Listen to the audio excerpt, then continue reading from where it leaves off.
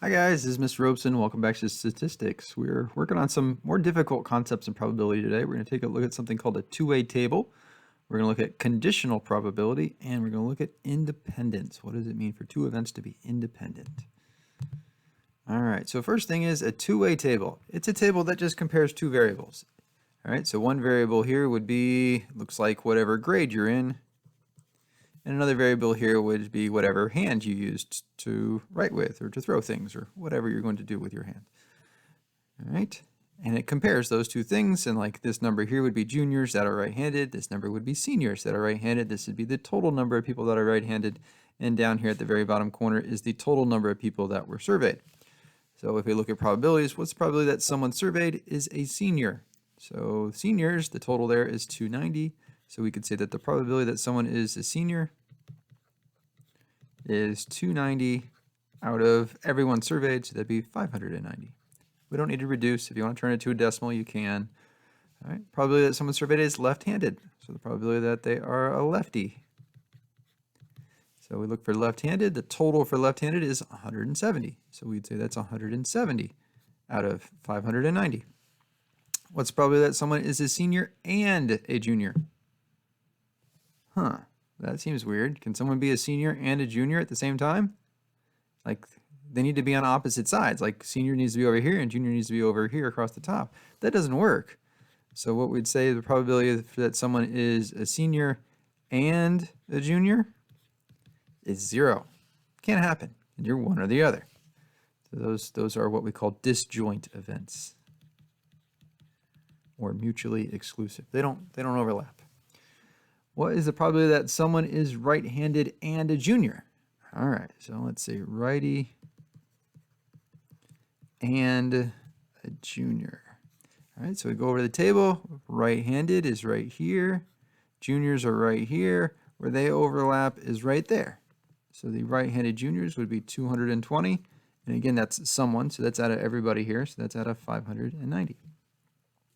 What's the probability that someone is left-handed and a senior? So probability that they are a lefty and a senior. So we want seniors, we want left-handed.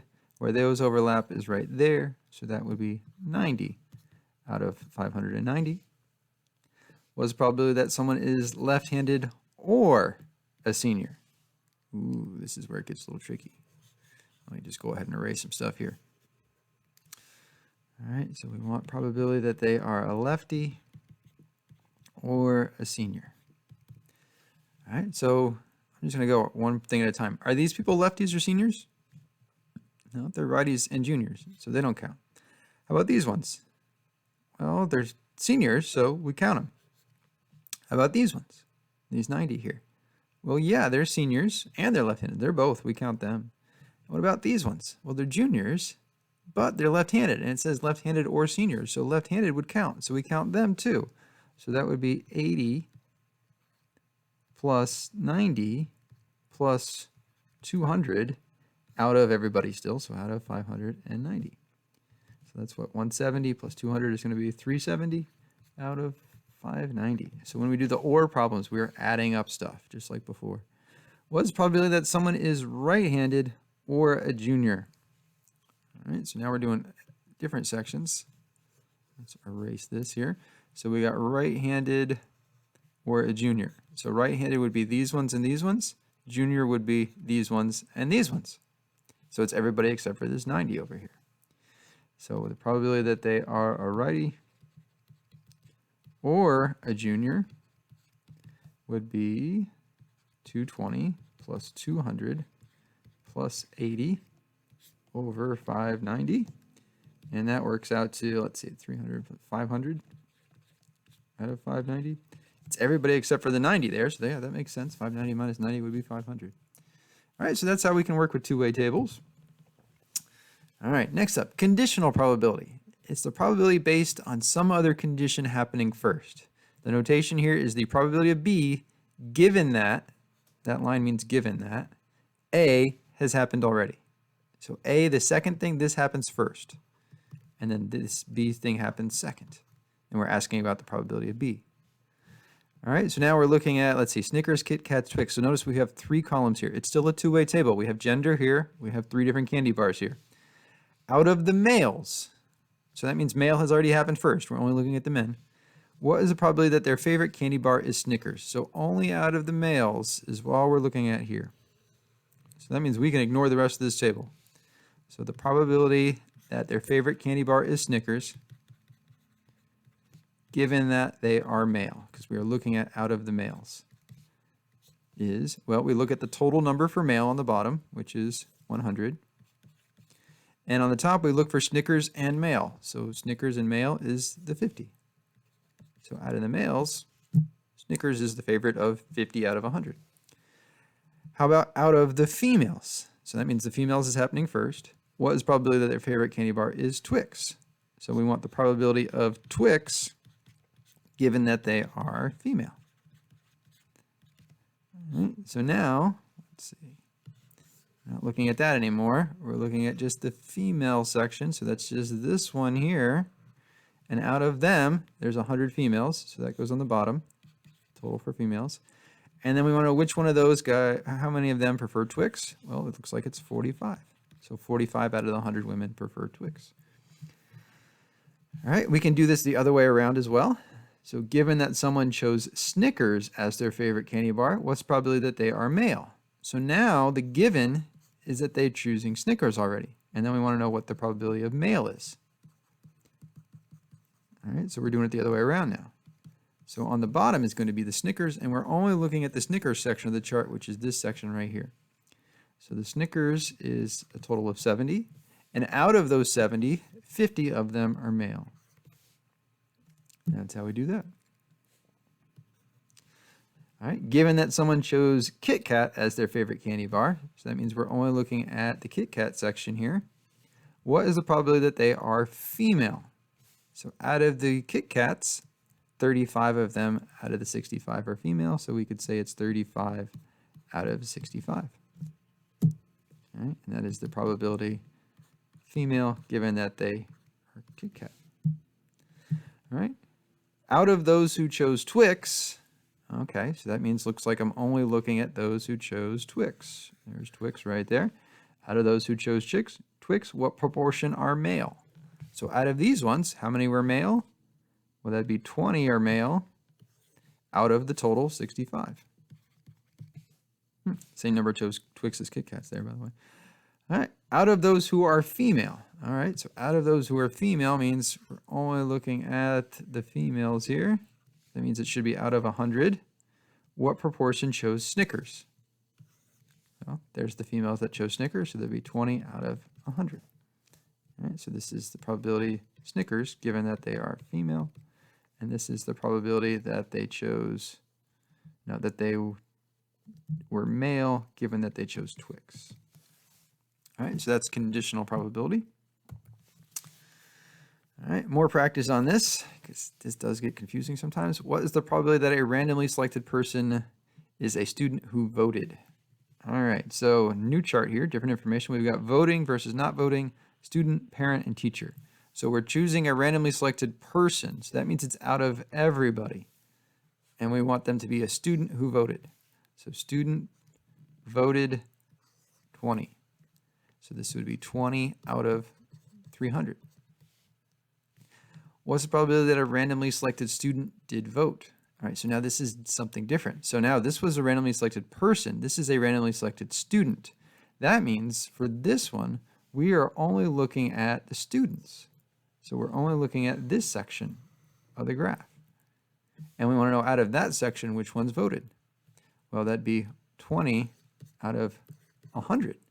Right? This was a conditional probability. So what was the probability that they voted given that they were a student?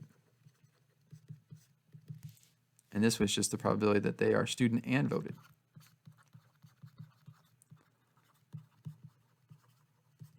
Not conditional. This is and, this is conditional.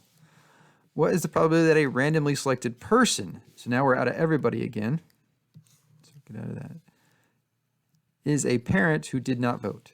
So parent did not vote. That's where they overlap. 40, so that would be 40 out of 300. Person out of everybody.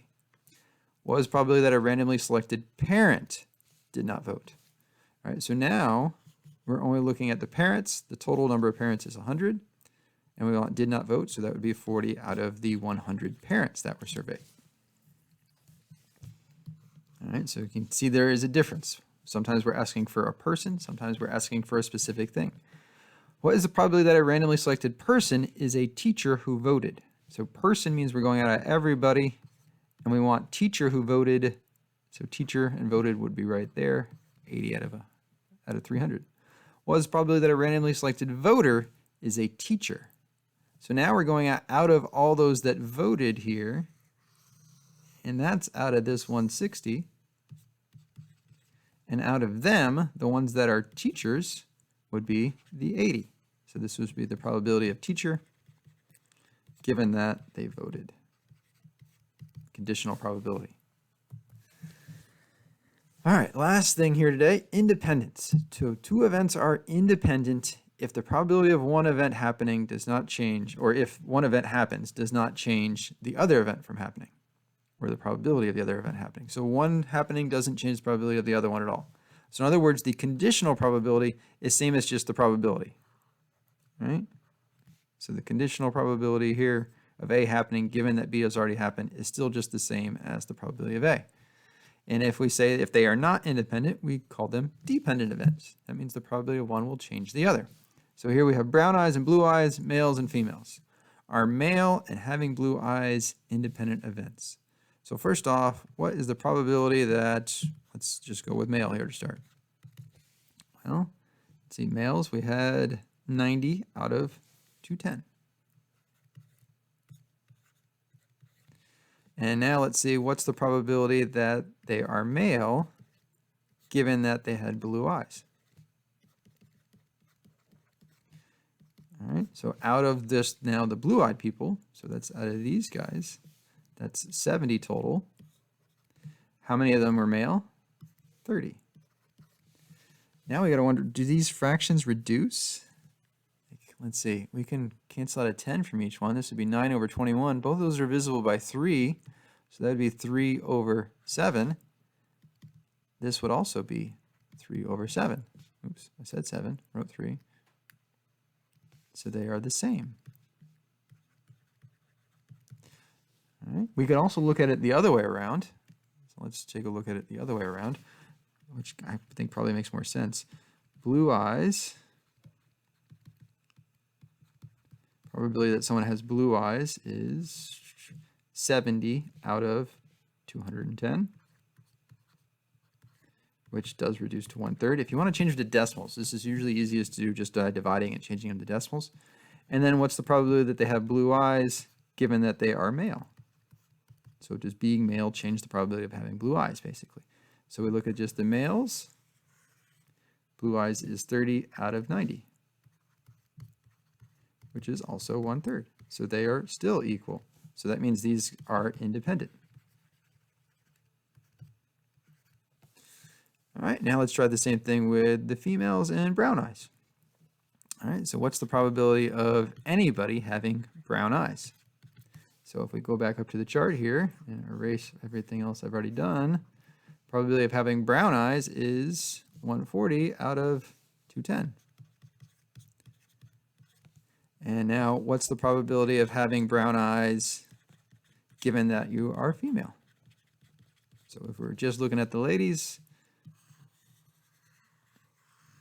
so that means we're out of 210 or 120, sorry, and we've got 80 out of that.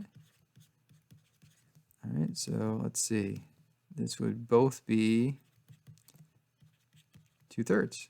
They are the same. So that means they are independent. All right, you could also do it the other way around if you wanted to, and I'll do it just for more practice here. Green we haven't used yet. Probability of female, and we want the probability that they are female given that they have brown eyes. So the probability of female is, total female is 120 out of 210. Out of the brown eyes, so out of 140, 80 of them are female, And these two fractions should be the same. So this is, let's see, that's 12 out of 21. Divide both of those by 3. That's 4/7. Let's see, that's 8 over 14. Divide both of those by 2. 4/7. So they are the same. So it's independent. So really, you only have to check one. You don't have to check both. You can just do one or the other. You don't have to do both each time. Just one or the other. All right, and if you're curious, all the other problems that we did, all the other tables, everything was dependent. None of the other ones would have worked out like that, so everything else was dependent. Those were the only independent ones, and that's it for today.